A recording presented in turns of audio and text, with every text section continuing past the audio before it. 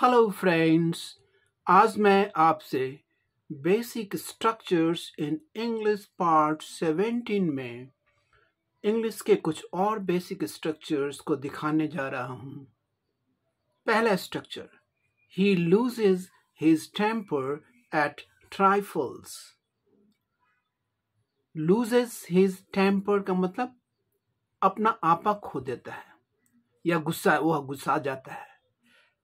Eight ट्राइफल्स का मतलब क्या होता है? छोटी छोटी बातों पर। तो इसकी हिंदी क्या हो जाएगी? वह छोटी छोटी बातों पर अपना आपा खो देता है यानी गुस्सा जाता है। अब इस अर्थ को दूसरे स्ट्रक्चर से भी दिखाया जा सकता है। He gets इनरेज्ड। इनरेज्ड का मतलब क्या होता है? एंग्री। ही गेट्स इनरेज्ड का मतलब ही बिकम्स एंग्री, वह क्रोधित हो जाता है। ही गेट्स इनरेज्ड एट ट्राइफल्स, छोटी छोटी बातों पर। तो इस स्ट्रक्चर और ये पहले वाला स्ट्रक्चर दोनों का अर्थ एक ही होगा हिंदी में। वह छोटी छोटी बातों पर अपना आपा खो देता है, या कहें गुस्सा जाता है, या कहें क्रोधित हो जाता है। अब next,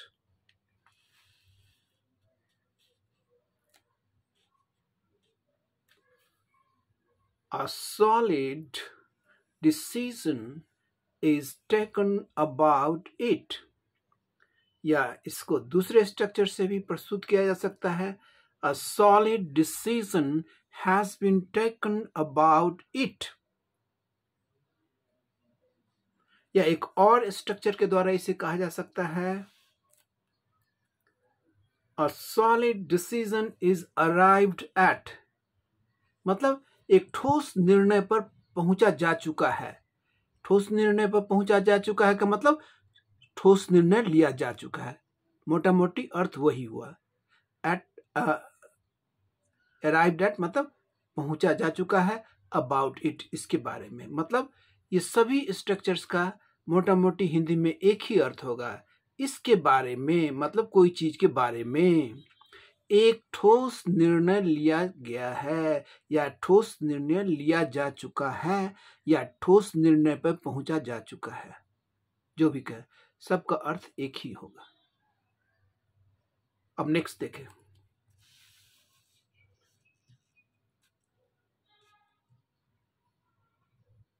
I have had my tea। अब यहां देखिए, स्ट्रक्चरली देखें। पहला हैव, यह ऑक्सिलरी वर्ब हो गया। हैड भी तो ऑक्सिलरी वर्ब ही होता है, लेकिन ऑक्सिलरी वर्ब भी कहीं कहीं किसी कॉन्टेक्स्ट में मेन वर्ब की तरह भी काम करता है। जैसे कि यहां पर ये हैड, ये ऑक्सिलरी वर्ब की तरह नहीं बल्कि मेन वर्ब की तरह काम करता है, जिसका अर्थ टेकन होगा। इसका अर्थ taken. I have taken my T, मैंने अपनी चाय पी चुकी, मैंने अपनी चाय पी चुका है, या मैंने अपनी चाय ले चुका है। आई हैव टेकन, ये हैड का अर्थ होगा टेकन।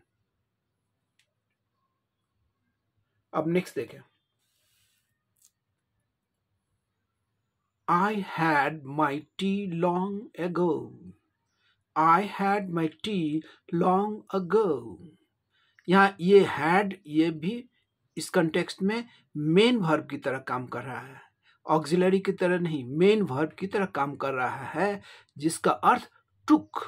ये सिंपल पास्ट में है। सिंपल पास्ट में मेन वर्ब क्या होता है? V2, वर्ब का दूसरा फॉर्म टेक टुक। तो ये हैड के द्वारा टुक का अर्थ दिखाया जा रहा है। आई हैड मतलब आई टुक माई टी लॉन्ग अगो, बहुत देर पहले मैंने चाय पी लिया है।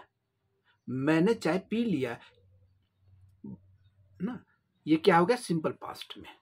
आई टुक माई टी लॉन्ग अगो, बहुत देर पहले मैंने चाय पी लिया अथवा ले चुका। अब नेक्स्ट देखें, ही स्क्वेंडर्ड। स्क्वेंडर्ड का मतलब क्या? लुटा देना, उड़ा देना, है ना, बर्बाद कर देना कोई चीज को, संपत्ति को। जैसे ही स्क्वेंडर्ड हिज फादर्स प्रॉपर्टी, इसकी हिंदी क्या हो जाएगी? उसने अपने पिता की संपत्ति उड़ा दिया, लुटा दिया। Next, don't practice deceit. Deceit का मतलब क्या होता है? छल, ठगी, ठगना, ठगी करना, ठगी, छल, ये नाउन है।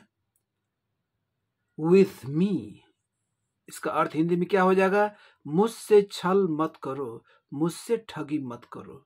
Don't practice deceit with me, मुझसे छल मत करो। अब कुछ और स्ट्रक्चर्स को देखें।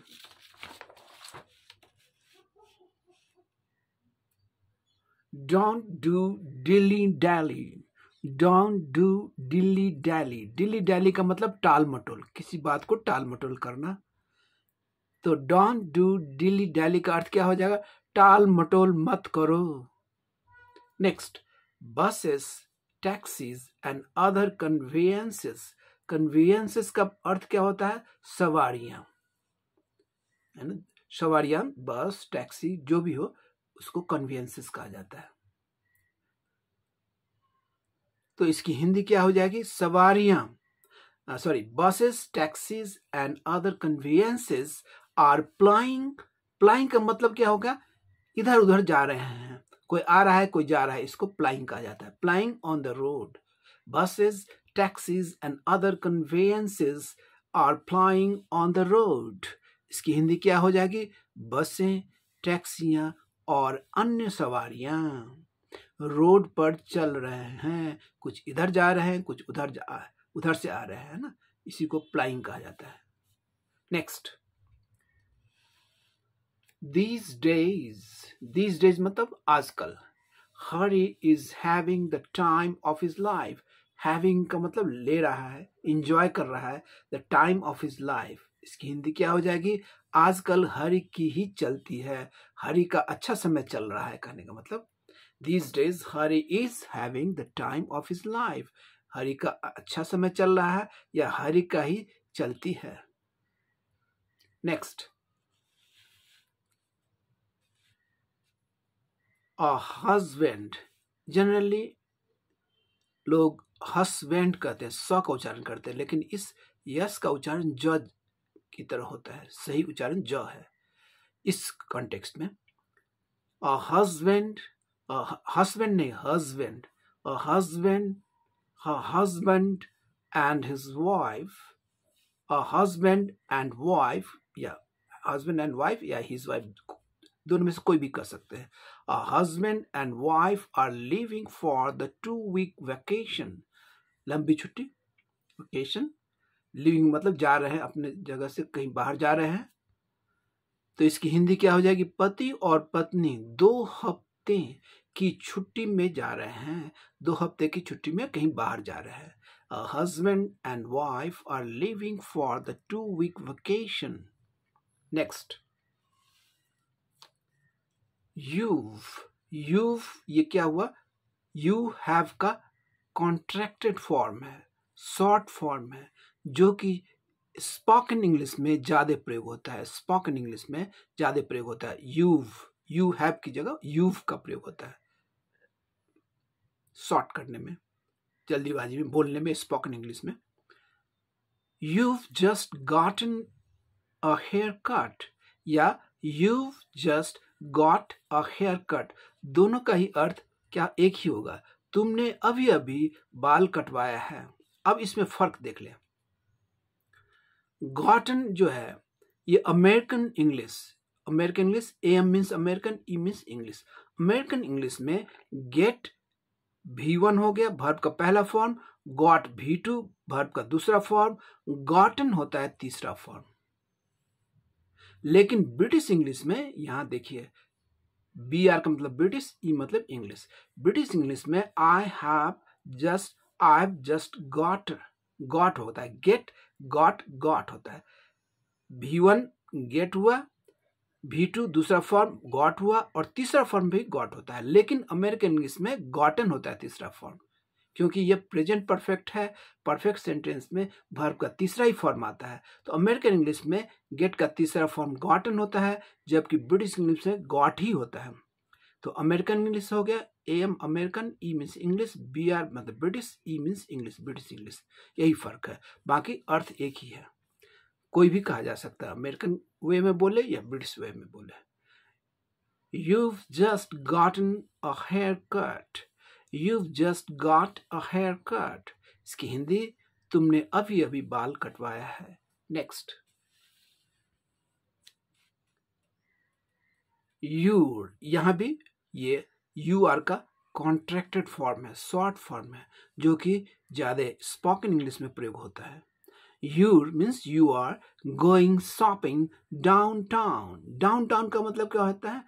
हार्ट ऑफ द सिटी या heart of the town, main शहर का मेन भाग, मुख्य भाग को डाउनटाउन कहा जाता है।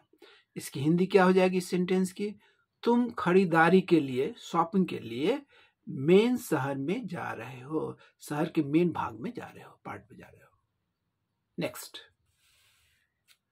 I suggest that we go out for a beer. Beer का मतलब क्या हो गया? एक ड्रिंक या ड्रिंक बियर जो लिया जाता है, जैसे वाइन हुआ वैसे बियर एक तरह का होता है, ड्रिंक ही हुआ, अल्कोहलिक ड्रिंक जिसमें अल्कोहल की मात्रा बहुत कम होती है।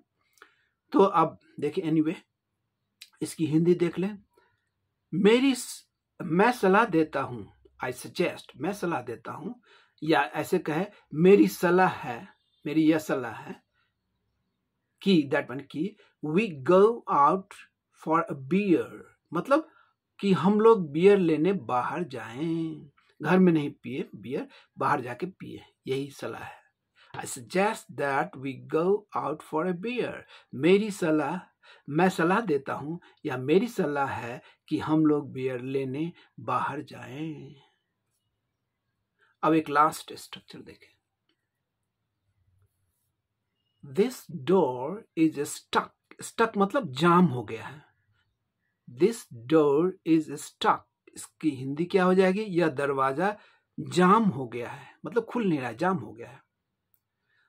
Thank you so much. See you in the next video.